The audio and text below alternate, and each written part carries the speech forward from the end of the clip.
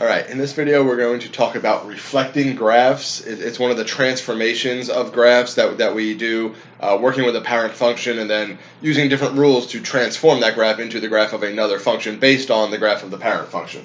Alright, so there are a whole bunch of different rules for transformations that I'm doing videos for. So we got videos for horizontal shifts, vertical shifts, reflections that we're going to talk about here. We also have horizontal and vertical stretches and shrinks of graphs. So make sure you check out all those other videos as well for all the different rules for transforming graphs, because they all come together, and most problems you don't use just one. Sometimes you only use one, but a lot of times you have to use more than one or multiple of the different rules in order to actually draw the graph of the function you're trying to draw. Alright, so it's important to know all of the different rules. So like I said, this one we're just talking about reflecting graphs. Alright, so reflecting graphs, basically, when we talk about reflecting graphs, it means like taking a graph and like flipping it over, right? So if this graph is like sitting on the x-axis, when I reflect it and flip it over the x-axis, it just kind of flips it over that way. Or, you know, taking something and reflecting it over the y-axis would be like switching it in the horizontal direction. And what makes that happen, as far as what's in the function, what's in the equation that makes those reflections happen, is a negative sign. All right, so to graph y equals negative f of x, we reflect the graph of y equals f of x in the x-axis, which means reflecting it vertically or flipping it over, right? Like I was showing you here. Here's one graph. If I reflect it in the x-axis, it's like a vertical flip that turns the graph upside down, right? And that's what happens when I have a negative in front of the parent function. Right, so if you watch the other videos that I've done about transformations of graphs, you already are aware of this, but that y equals f of x, that represents some parent function. Right, a parent function means it's a function that's very well known. It's one of the common types of functions and one of the most basic types of functions. And we know what the graph of that looks like. So then if I have the graph of negative f of x, if I need to graph that, I just take the graph of y equals f of x, again, already knowing what that graph looks like, and then just reflect it over the x-axis or flip it over in that vertical direction, and that gives me the graph of y equals negative f of x. Right, and if you haven't seen the video that I did on all of the parent functions, I did do a video where I just talked about 6 different parent functions and what the graphs of those look like. So it's important to know those so that you are able to use those graphs to apply these rules. Right, because if you don't know what the graph of the parent function looks like, you can't use the rules of transformations to graph something else. You have to have that starting point, that basic knowledge of what the parent function graph looks like. Right, so when we have a negative outside of the parent function, right, negative f of x, right, that negative is outside of that f of x function, that is going to affect the y coordinate, which basically makes each y coordinate negative. Right, so if in my normal graph of my parent function y equals f of x, if one of my y coordinates is positive 3, when I put that negative in front of it, now it turns into negative 3. Right, so it takes that positive y coordinate and flips it down to a negative y coordinate. Right, if I had a negative y coordinate and now I put a negative in front, well, the double negative makes it positive and it flips it up above the x-axis. Right, so that's why putting that negative in front of the parent function reflects the graph in the x-axis or flips it in the vertical direction, because literally what you are doing is you're taking each y coordinate and now just making it the opposite sign. You're taking a positive and making it a negative. You're taking a negative y and making it positive. That flips everything in this direction.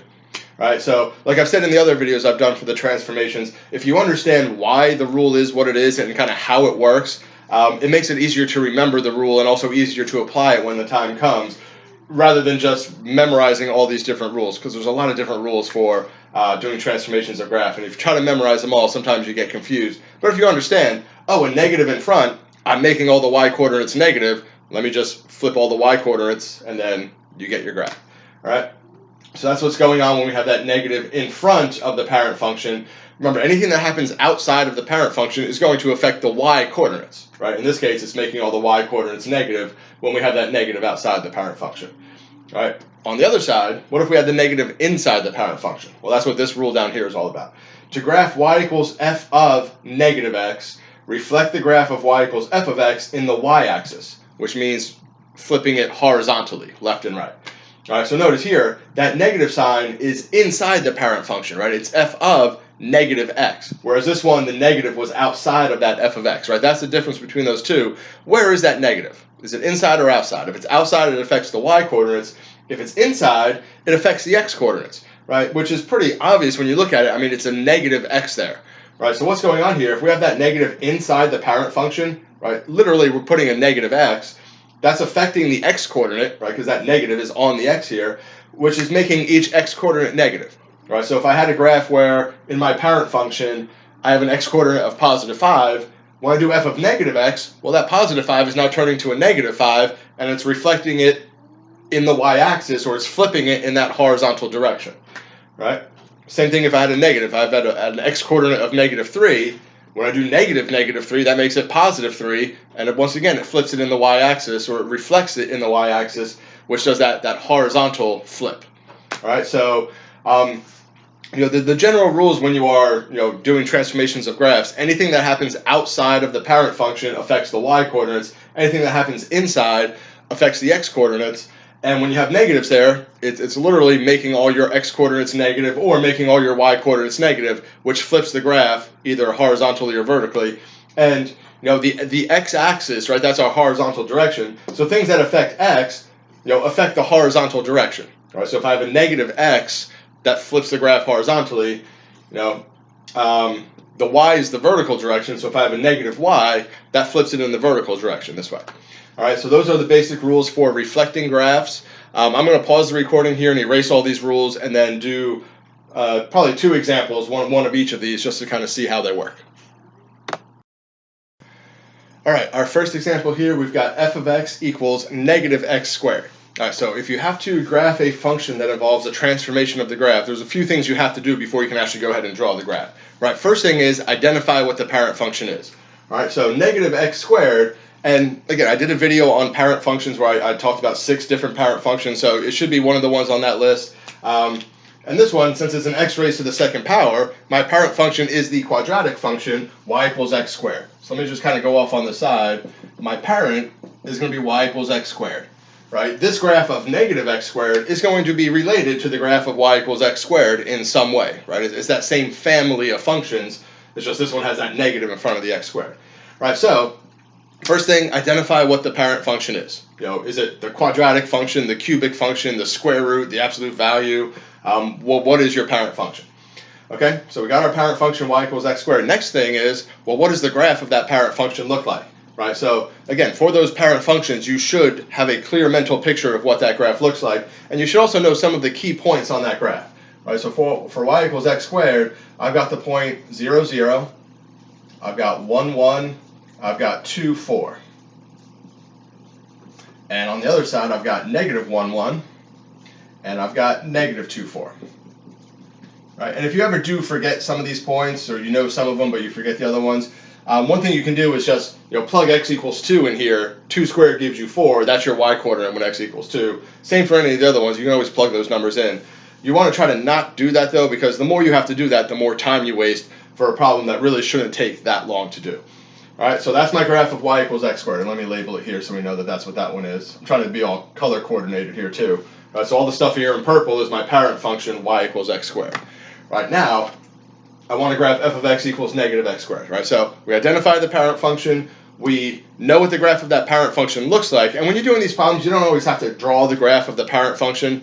I like to do it when I'm showing you how to do that so that you can see what the parent function looks like. But if your only task is to graph this one, as long as you know what the parent function looks like, you can just go ahead and draw this one. You don't actually have to draw both of them on the same graph. Unless you find it helpful, which many of you probably would. So in that case, go ahead and do it. All right, so know what the graph of the parent function looks like. The next thing I need to do is identify what transformations I have. All right, do I have horizontal shifts? Do I have vertical shifts? Do I have stretches and shrinks? Do I have reflections? Well, this one, it's a basic x squared here. The only thing is that there's a negative in front of the x squared, right? There's that minus there. So a negative outside of the parent function, remember, anything that happens outside the parent function affects the vertical direction, up and down. A negative outside of the x squared is a vertical flip or a reflection in the x-axis. Right? So this negative here tells me that my transformation is to reflect in the x-axis. Right? That's what's going to happen here.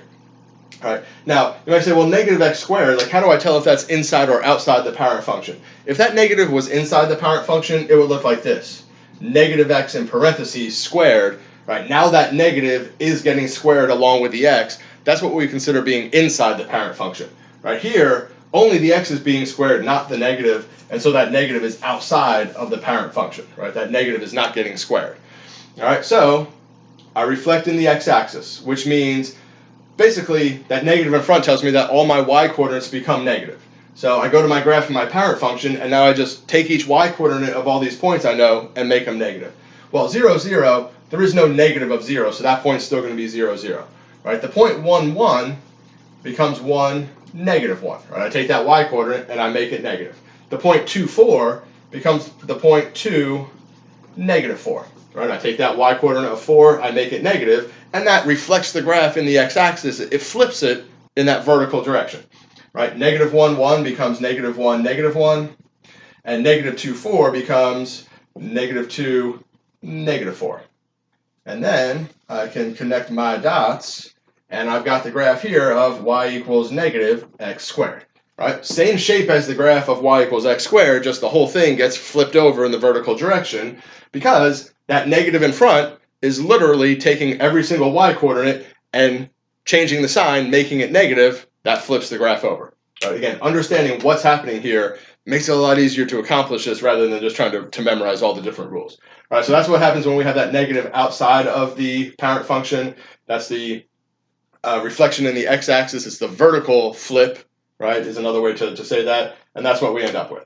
All right, so I'm going to pause the recording again and put up one more example where we look at a negative inside the parent function. All right, next example here, we have g of x equals the square root of negative x. All right, so first thing, what's my parent function? Well, the overriding thing that's happening in this function is that square root, right? This is a square root function. There's just other stuff going on besides just the square root of x. All right, so my parent function is the square root function. All right, so my parent here, which I should be able to spell the word parent. I was spelling parent somehow. My parent function is y equals the square root of x. All right, so that's my first step. Identify the parent function. This one's a square root, so it's a square root function. Next step, what does the graph of the square root function look like? Right, that's one of the parent functions that you should know what the graph of the square root function looks like, and you should know some of the points on the graph. All right, so the square root graph starts at 0, 0.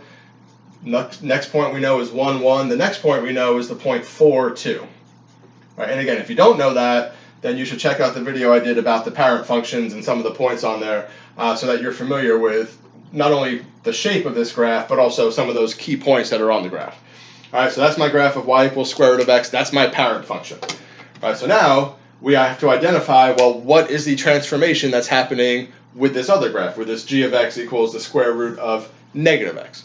All right, so I have a negative here on the x, right? That negative is touching the x. That negative is inside the square root. So since the negative is inside the parent function, that's going to be a reflection in the y-axis, or a horizontal flip. Right, remember, things that happen inside the parent function affect the x-coordinates, which is your horizontal direction. All right, so this one, there's a negative underneath that square root, right, with the x, so it's affecting the x direction, the horizontal. It's going to take all these points that I have on the graph of square root of x, and it's going to take each one of those x-coordinates and make each one negative. All right, well, the first one, 0, 0, there is no negative 0, so that point stays right where it is, right? You can't reflect something over the y-axis if it's already on the y-axis. Right, the next one, 1, 1, becomes the point negative 1, 1. Right, my x-coordinate becomes negative. The point 4, 2 becomes the point negative 4, 2. Right, again, my x-coordinate becomes negative, and if I connect these points, there's my graph of y equals the square root of negative x. Right, literally, when I have that negative on the x inside the parent function, what it does is it takes each x-coordinate from the parent function and makes each one negative. Right, that's literally what's going on. Remember, when I had the negative outside of the parent function, it would take each of the y-coordinates and make those negative. And again, if you understand what those rules are doing and why they're doing what they're doing, it makes it real easy to remember, oh, negative x, I take every next x and I make it negative, and that's flipping it in the horizontal direction. It's reflecting it over the y-axis. All right, so those are the rules for reflections of graphs. You just got to pay attention to where that negative sign is so you know which one is doing. Is it making the y's negative and flipping vertically, or is it making the x's negative and flipping horizontally? And again, make sure you check out all my other videos on all the other rules for transforming graphs, because there are a lot of them, and you usually have to use them together to draw your graphs.